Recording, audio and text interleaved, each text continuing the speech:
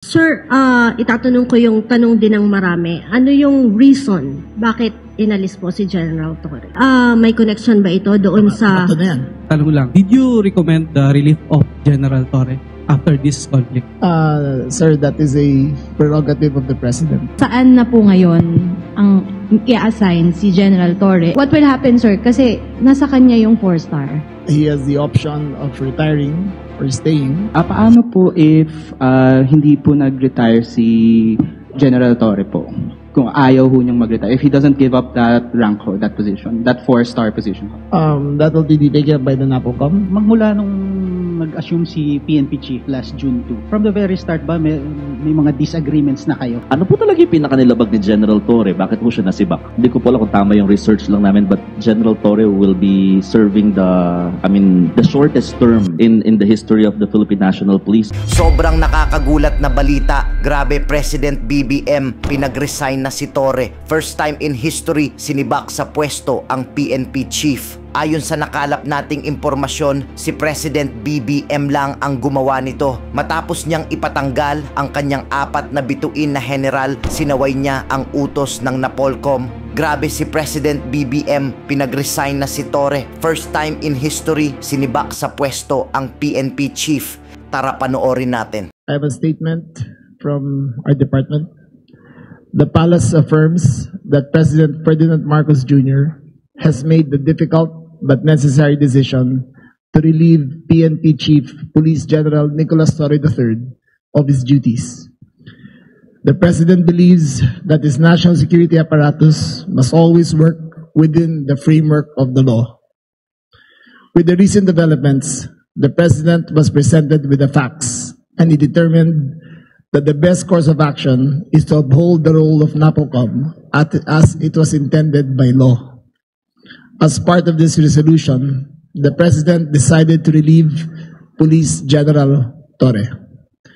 This was not an easy choice, but it was made in the national interest. The President is committed to ensuring a unified direction and collaboration across all areas in his cabinet, particularly those responsible for delivering security, peace, and order. The President expresses his thanks and gratitude to Police General Torre, as his brief tenure brought new life and energy into the PNP. Nevertheless, the mission must continue. The Filipinos must be safe. To this end, the President has directed the incoming PNP Chief, General Nartates, together with the Secretary of the Interior Local Government, to present within 1 month a comprehensive citizen security strategy focused on increasing police presence throughout the country and ensuring that every Filipino feels secure in their communities. That's all. Thank you very much. Thank you so much, Secretary. So we will now start with the questions. I remind everyone to only ask 2 questions each so that it can be orderly po. So first here is Miss Leia Ilagan from UNTV. Thank you. Good morning. Good morning. Good morning, sir. Sir, can you enlighten us kung ano yung ibig sabihin ng difficult but necessary? The President is very fond of General Torre. In his brief tenure as chief and even before that as CIDG, the President and General Torre have had a wonderful and productive relationship. However, there comes a crossroads in a president's decision-making that he has to make the tough but necessary decisions to push his agenda forward. Sir, itatanong ko yung tanong din ng marami. Ano yung reason bakit inalis po si General Torre? Precisely because we are a country of laws and not of men, that the institutions must be larger than the people who run it. And in this case, the President saw it necessary that the institution of the PNP and the NAPOCOM be upheld as according to the spirit of the law as it was created. Sir, may connection ba ito doon sa... Ito na yan. Follow up na lang, sir. Okay. Last na, sorry. Sir, para lang mabuo yung storya. Sir, may connection ba ito doon sa nakaraang resolution ng NAPOLCOM na hindi po nasunod, parang hindi naglabas o hindi na sunod ni General Torre, yung NAPOLCOM resolution ng mga reshuffle ng mga opisyal? That, among other things, is part of the consideration of the President. Okay. Thank you, Ms. Leah. Thank you, sir. Third, Ann Malonzo from Sunstar. Sir, good morning. Sir, Yes. so my first question, saan na po ngayon ang i-assign si General Torre, and what will happen, sir? Kasi nasa kanya yung 4-star. Yes, that issue, General Torre has been informed of his relief. He has the option of retiring or staying, but the question of the 4-star will be with the NAPOLCOM to take up, but that is a collateral issue only to that who will be running the PNP, which will be formally, as of today, General Nartates. Any words, nag-usap na po kayo ni General Torre about this matter, sir? I have tried to get in touch with him. I made 5 phone calls last night. I think he was in a dinner, but he was duly informed, properly informed of the decision of the President. Okay. Ma'am, last, hindi kayo sinagot, sir? Hindi kayo sinagot ni General Torre? We have our own forms of communication, and he did acknowledge. Thank you, Mr. Mark Makalalad of DZBB. Ay, Secretary, good morning. Obviously, yung pag-relieve kay Chief PNP, unpopular decision, dahil nagkaroon ng conflict previously sa resolution ng NAPOLCOM and the PNP. Hindi pa napatupad yung order. So how do you intend to manage the public's perception na yung leadership ng PNP ngayon is stable sa kabila ng pagpapalit ng leadership Is stable? stable, And yes. wala po itong bahid ng politika. That is precisely why we are doing this, because we want to take politics out of the equation. When you have issues arising, you must resolve it according to the rules of the institution, and that's what we are doing. This is not a popularity contest. This is a question of maintaining the integrity of the institution. Sir, binalikan ko yung resolution ng NAPOLCOM 2025-0531 adopted last August 14. It states that non-compliance with the requirements herein prescribed shall subject accountable officers to administrative sanctions. So itong pag-relieve kay General Torre, parte ng sanctions dahil hindi sa pagsunod doon sa NAPOLCOM resolution? There is no sanction. The NAPOLCOM has not taken any sanctions as a body, nor has it been discussed, nor has it been filed. This is a personal decision of the President, and he has, after careful perusal of the facts, the order came from the office of the President and not the NAPOLCOM. Okay. Go ahead. Just go ahead. Okay. One more. Yung 4-star, kailan po makakukuha ni General Nartates? You will learn about that sooner, as soon as the NAPOLCOM board convenes again next week. Okay. Thank you po. Thank you. Mr. Edniel Paroza from DZRH. Sir, follow up lang dun sa last question. So yung turnover officially kay General Nartates ay nangyayari ngayon. Yes. Sir, balikan na namin sir yung comments or yung actions ng Malacanang. Ano yung exact na comments ng Presidente pagtapos ng medyo pagkakaiba doon sa NAPOLCOM order? Tinangka niya bang mamagitan o resolba? Well, as I read nung binasa ko, he has to make sure that the national security apparatus is always in one direction. And in this case, there was the President felt that he had to straighten things out, and the decision was made to replace General Torre. Ano na lang sir yung marching order ng Presidente sa bagong PNP chief kay General Nartates? Well, as I stated earlier, the PNP chief and I will have to present within 1 month a comprehensive citizen security strategy focused on public safety. May mga inaasahan ba tayo sir na drastic changes doon sa response natin sa 911 at iba pang programs na in-implement ngayon sana ni PNP Chief Torre? I do not believe that is part of the agenda. We will launch the Unified 911 on September 12, and General Nartates will take cognizance over that. It is an improved system. It is a more it's a more responsive system, and I think the people will see the difference. But from now till then, the 5-minute rule of General Torre will still be in effect, and we expect General Nartates to continue the good works that General Torre has started. Okay. Thank you so much. Mr. Manny Tupaz from Philippine Star. Sec, good morning. Morning. Sir, magmula nung nag-assume si PNP Chief last June 2, from the very start ba, may mga disagreements na kayo ever since? No, never. PNP Chief and I've always had a great relationship. Remember, I only entered the SILG last October, and that's the first time I met him. And from then till now, our relationship has, I would care to say that it is stellar. We've never had disagreements, and save for the last few days about certain things. And until now, I still consider him not only as a colleague, but someone who I've gone to battle with and who I trusted big decisions of the president with.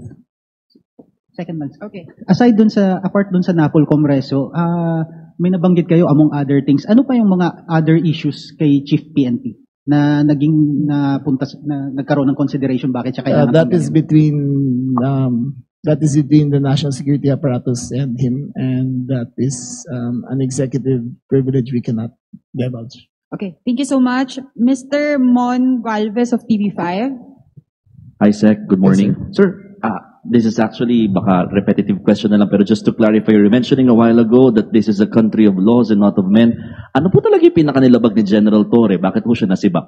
He did not violate any laws. He has not been charged with any violations. He has not been charged criminally nor admissively. It is simply a choice of the president to take a new direction for the PNP. Medyo vague, Sec. Medyo vague.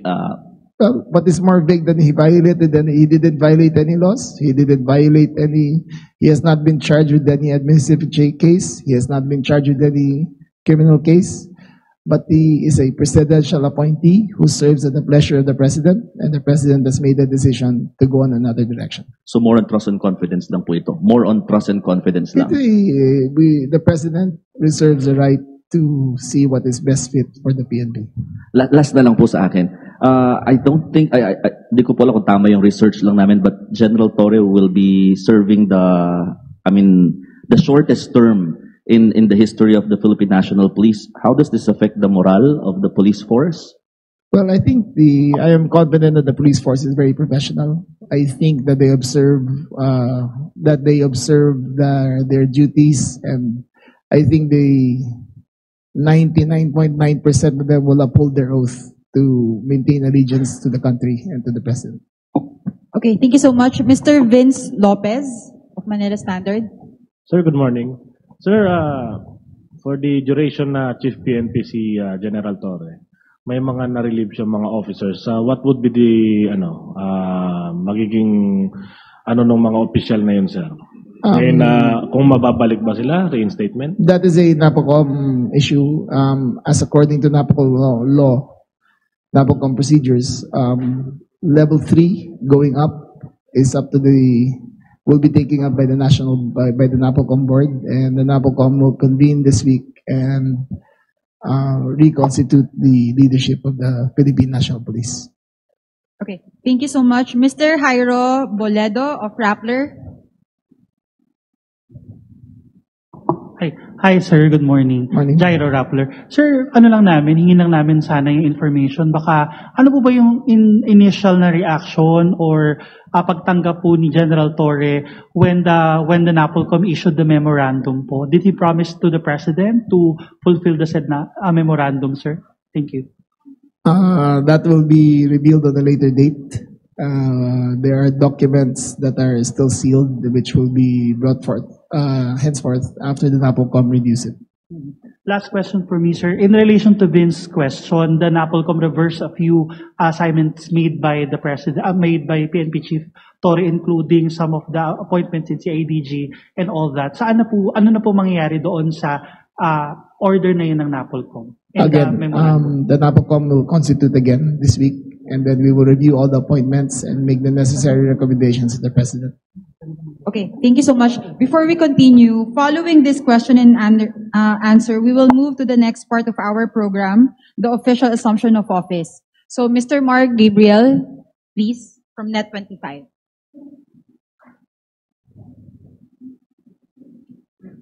Sec, good morning po.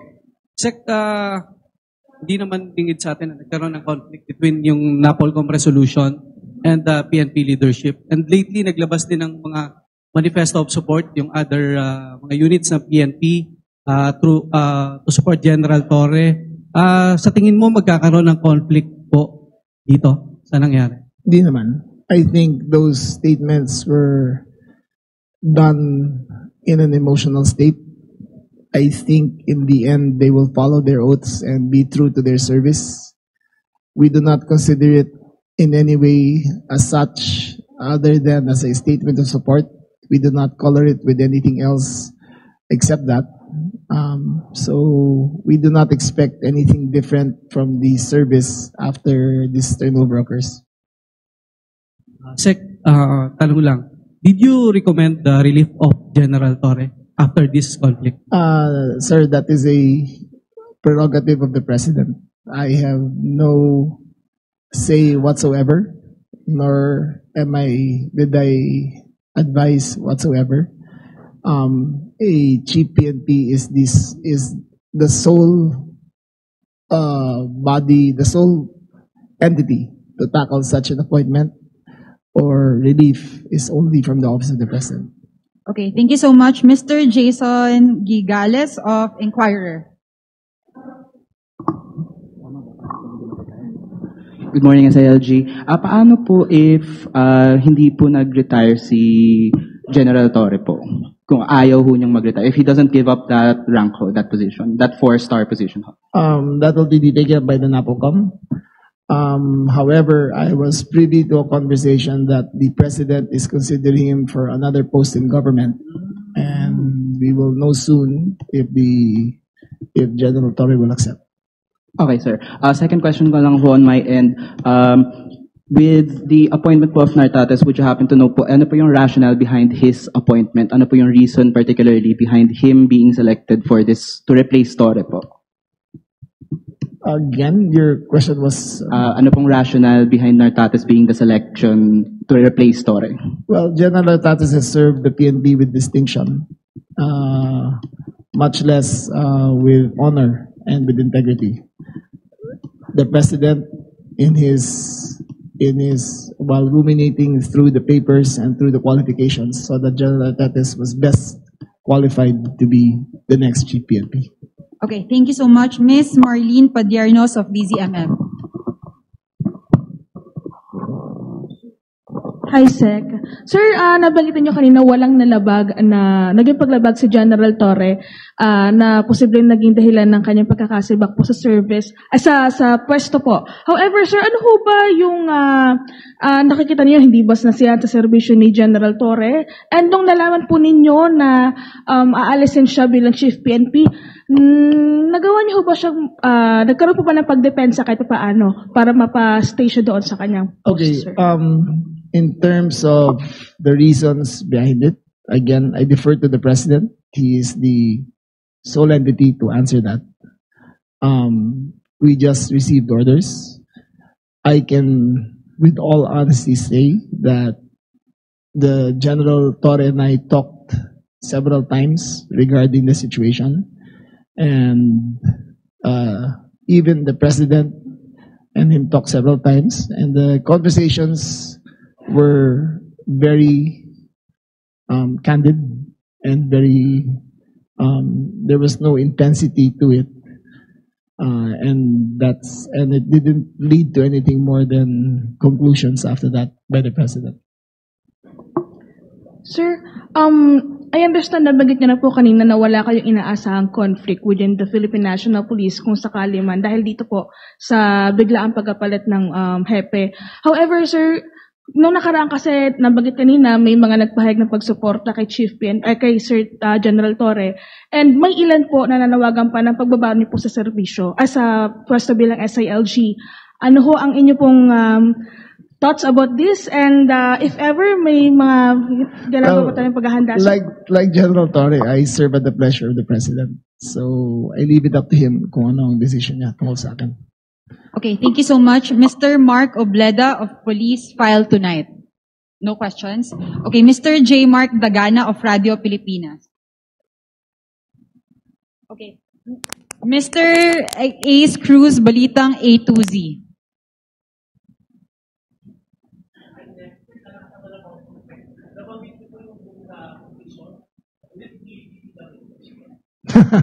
We will have to wait for the President to make the announcement. I'm not at liberty to... I actually don't know for a fact of what will be offered to him, but it has been brought about during our conversation that he is thinking of offering a position to the former Chief PNP. Yes. Okay. The President said that, sir? Yes. Yung usapan nyo? Okay. Yes, he is being considered for another position because the President still believes in his capacity, in his organizational strength, in his vast experience in the service. So the President believes that he can be of use in other positions critical to the nation's development. Okay, thank you, sir. If there are no more questions, are there any more questions? If there are none, we will now proceed with the official assumption of duty. And now, ladies and gentlemen, we shall now proceed to the oath-taking ceremony. May we request Honorable Juanito Victorio Muya, sir, to administer the oath, and may we request Police Lieutenant General Jose Melencio Nartates Jr., incoming OIC of Philippine National Police. And for the solemnity of the occasion, may we request everyone to please rise. And may we also request Mrs. Mary Rose Nartates to join the oath. General, please raise your right hand and repeat after me. Ako si Police Lieutenant General Jose Melencio Corpus Nartates Jr. na itinalaga sa katungkulan bilang Officer in Charge, Philippine National Police. Ay taintim na nanunumpa. Natutuparin ko ng buong husay at katapatan. Sa abot ng aking makakaya. Ang mga takdang gampanin ng aking bagong katungkulan. Kalin sa bayan nito'y nangangako ako sa ngalan ng Republika ng Pilipinas na aking itataguyod at ipagtatanggol ang saligang batas at tunay na mananalig at tatalima ako rito na susundin ko ang mga alituntunin mga kautosang legal at mga dekretong pinaiiral na mga sadyang itinakdang may kapangyarihan sa ilalim ng Republika ng Pilipinas. At kusa kong babalikatin ito ang mga pananagutang ito na walang anumang pasubali o hangaring umiwas. Kaya nawa ako ng Diyos. Pinabati kita.